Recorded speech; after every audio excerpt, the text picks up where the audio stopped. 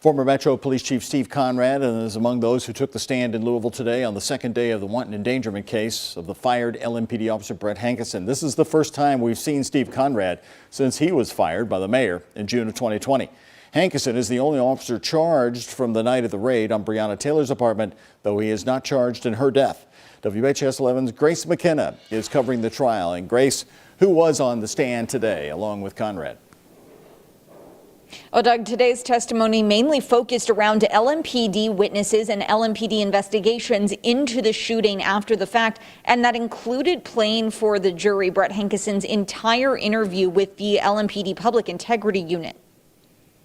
I can see the flashes, the muzzle flashes. So Brett Hankison, in his own words from 2020. it sounded like rapid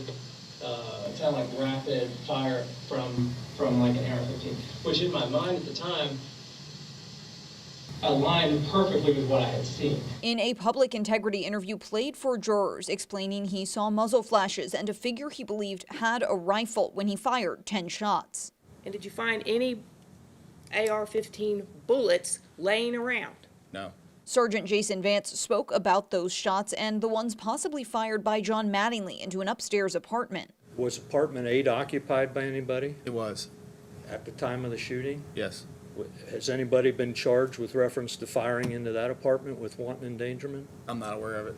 In brief testimony, only about 20 minutes, former Chief Steve Conrad. The only officer involved in the shootings that I saw at the hospital was Detective Brett Hankison. Conrad said protocol would have been for Hankison to go directly to PIU with a support officer and speaking to his mental state. Is there a difference in your mind between what upset means or nervous means? I don't know that there is. Again, I saw him visibly shaking.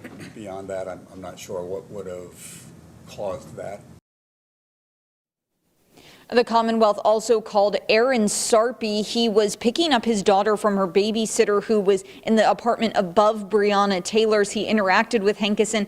There was a little bit of confusion as well about his testimony. He had previously said that he did hear police announce themselves at the door below, and then today he said that they hadn't. They'd kind of said that he was unsure, so a little bit of confusion there about that testimony. Live in Louisville, Grace McKenna, WHAS 11 on your side.